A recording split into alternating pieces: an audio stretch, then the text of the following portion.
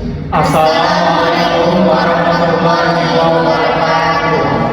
Kami dari kelompok 9, kelas 06 SKP 005 yang beranggotakan saya Marcel. Saya Nisa Gracia. Saya Rita Febrianti. Di sini kami akan mempresentasikan materi mengenai risiko dan tingkat pengembalian. Saya akan menjelaskan pengertian risiko dan tingkat pengembalian. Tingkat pengembalian yaitu keinginan untuk mendapatkan sebuah hasil yang akan diperoleh pada masa depan. Sementara itu, risiko adalah hasil yang memiliki peluang untuk penyimpangan rata-rata dari sebuah tingkat pengembalian yang biasanya bisa diukur menggunakan standar deviasi dengan bantuan statistik. Selanjutnya yaitu hubungan tingkat pengembalian dan risiko. Tingkat pengembalian dan risiko memiliki hubungan yang sama-sama lain, yaitu yang pertama, memiliki sifat berbanding lurus. Yang kedua, muncul risiko yang lebih besar apabila tingkat risikonya juga tinggi. Yang ketiga yaitu resiko investasi akan timbul semakin besar jika mengambil keputusan berinvestasi kepada aset yang besar. Yang keempat, kondisi berbanding lurus bisa terjadi bila berada di pasar yang sifatnya normal. Selanjutnya yaitu cara untuk menganalisis resiko dan sebuah aset. Yang pertama, stand alone atau berdiri sendiri. Pada metode ini, aset diperlakukan secara terpisah dan risiko diukur berdasarkan karakteristik dan performa aset tersebut secara individual. Analisis risiko stand-alone melibatkan penilaian terhadap faktor-faktor seperti volatilitas, harga, kinerja historis, dan faktor-faktor lain yang mempengaruhi nilai aset secara independen. Selanjutnya yang kedua, berdasarkan jumlah portofolio. Pada metode ini, aset diperlakukan sebagai bagian dari portofolio yang lebih besar. Risiko diukur dengan mempertimbangkan korelasi dan interaksi antara aset dengan aset lain dalam portofolio. Analisis risiko berdasarkan jumlah portofolio memperhitungkan diversifikasi dan efek gabungan dari aset-aset yang ada dalam portofolio. Selanjutnya yaitu risiko dalam dunia usaha. Yang pertama, risiko finansial, yang dimana risiko finansial adalah risiko yang ketidakberhasilan dalam proses usaha ketika mewujudkan keuangan yang telah direncanakan. Risiko ini terkait dengan kegagalan dalam mencapai tujuan keuangan yang telah ditetapkan dalam perencanaan bisnis. Yang kedua, risiko manajerial. Risiko manajerial adalah risiko ketidakberhasilan dalam menjalankan organisasi yang dapat dilihat dari kegagalan keuangan. Risiko ini terkait dengan kegagalan dalam mengelola dan mengendalikan berbagai aspek operasional dan strategi dalam organisasi. Selanjutnya yaitu jenis risiko dalam perusahaan. Yang pertama, risiko individual. Risiko ini berasal dari proyek investasi dan tidak dipengaruhi oleh proyek lainnya. Yang kedua, risiko perusahaan. Risiko ini tidak mempertimbangkan keberagaman yang dilakukan penanaman modal. Yang ketiga, market risk, risiko marketing. Risiko ini terkait dengan investasi yang dilakukan oleh perusahaan, investor, dan perusahaan lainnya. Pengertian return. Return dalam konteks investasi merujuk pada hasil atau keuntungan yang diperoleh individu, perusahaan, atau institusi dari investasi yang dilakukan. Return dapat berupa laba investasi seperti bunga atau dividen. Return merupakan salah satu faktor yang penting yang dipertimbangkan oleh investor saat memutuskan untuk berinvestasi. Investor berharap mendapatkan return yang menguntungkan sebagai imbal hasil dari risiko yang diambil dalam investasi tersebut. Istilah-istilah return. Yang pertama ada return on equity, yaitu hasil dari laba bersih dibagi modal. Yang kedua, return of capital, yaitu hasil dari modal pembayaran kas yang tidak dikenakan pajak kepada investor yang berasal dari modal yang tidak didistribusikan dividen tetapi diinvestasikan kembali. Dengan cara pemegang saham mengurangi biaya investasi dengan jumlah pembayaran.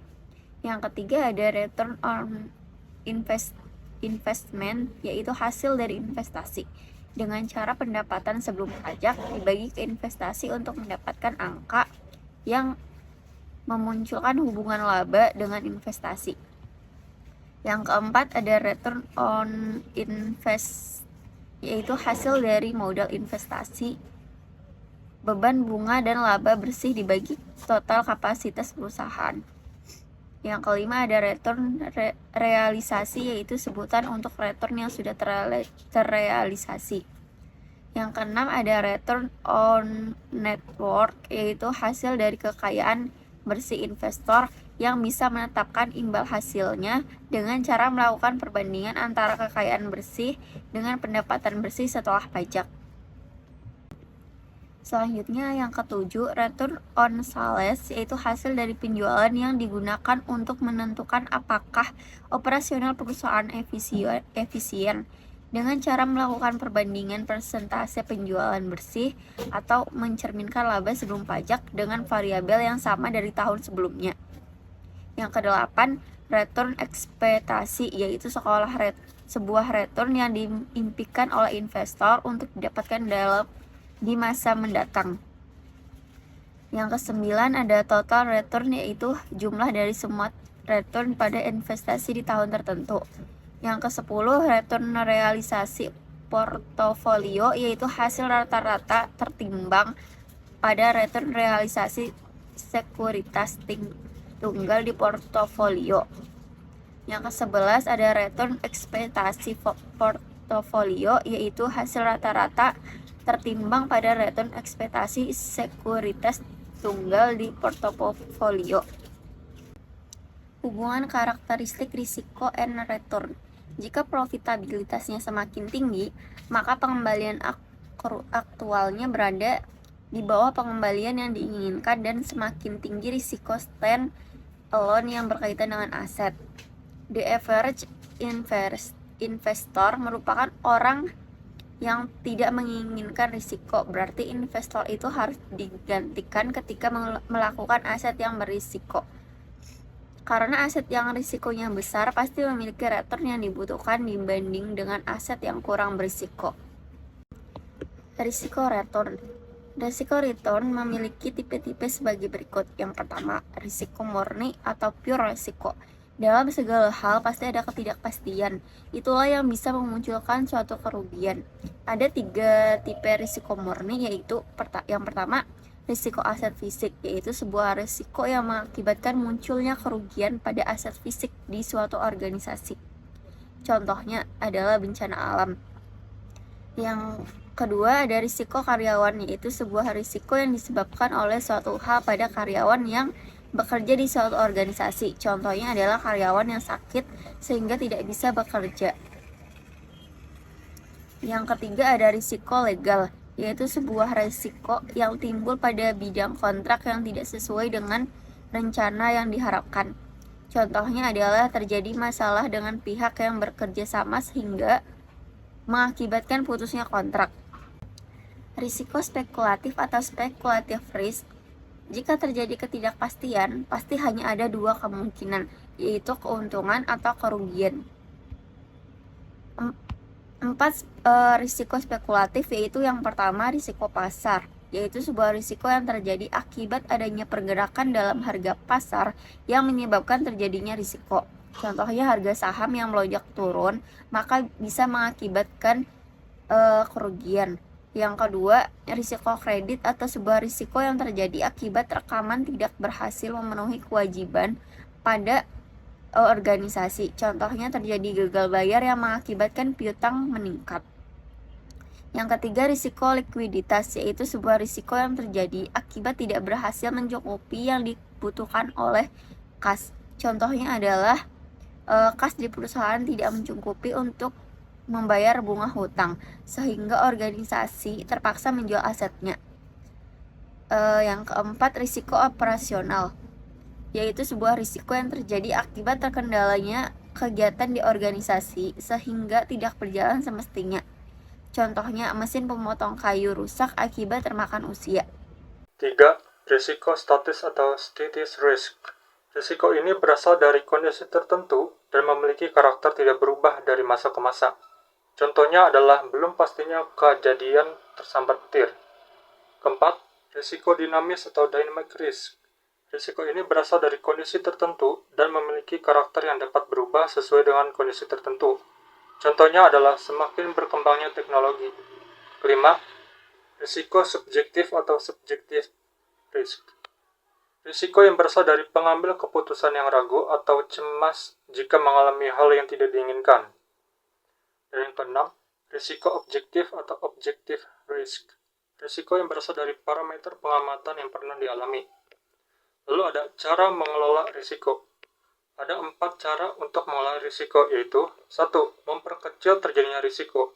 Caranya adalah manajemen perusahaan harus memutuskan dengan baik keputusan yang memiliki risiko yang besar, bukan menghindari risiko tetapi memperkecil risiko tersebut agar tidak menjadi besar dan membuat manajemen perusahaan tidak bisa mengontrol risiko tersebut.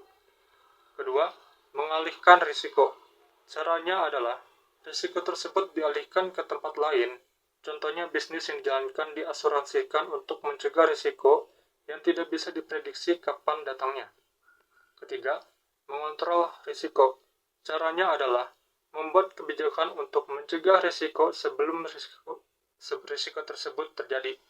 Contohnya, memasang CCTV pada setiap sudut perusahaan. Keempat, pendanaan risiko. Caranya adalah menyiapkan dana cadangan untuk mengantisipasi datangnya risiko di masa depan. Contohnya adalah perusahaan perbankan wajib mempunyai dana cadangan berupa dolar untuk mengantisipasi jika ada perubahan nilai tukar pada dolar. Perhitungan risiko. 1. Standar deviasi atau simpangan baku, yaitu perkiraan peluang perbedaan return sesungguhnya dengan return yang diinginkan. Kedua, varian atau nilai kuadrat dari standar deviasi. Pada statistik, varian merupakan besarnya penyerapan dari penyebaran peluang yang merupakan kuadrat dari standar deviasi. Contohnya, bila standar deviasinya 10, berarti variannya adalah 100. Perbedaan biaya. Pendapatan dan keuntungan dari total yang direncanakan. Dari pusat penganalisis dan pertanggungjawaban varian bisa dihitung. Apabila ada varian yang kurang menguntungkan, maka akan dievaluasi dan dicari perbaikannya. 3. Coefficient of variation, yaitu sebuah ukuran penyebaran relatif ataupun risiko relatif. Lalu ada perhitungan return. Tingkat dari sebuah keuntungan bisa dikatakan sebagai return. Contohnya, apabila membeli saham seharga Rp500, pada 1 tahun mendatang, harga jual saham tersebut menjadi Rp700. Maka perusahaan harus membayar dividen kepada investor tersebut sebesar Rp200. Lalu, berapakah return investasinya atau tingkat keuntungannya?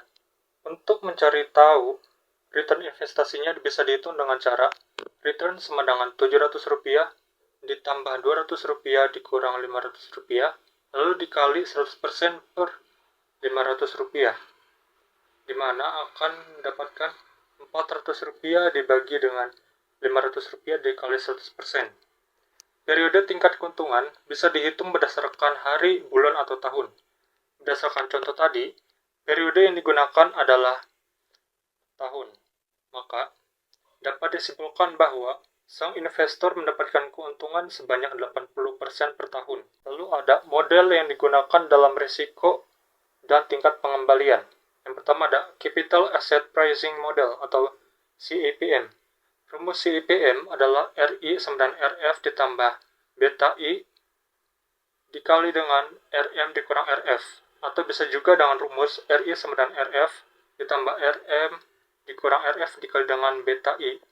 Ataupun dengan rumus RI sama dengan 1 dikurang beta I dikali dengan RF ditambah beta I dikali RM.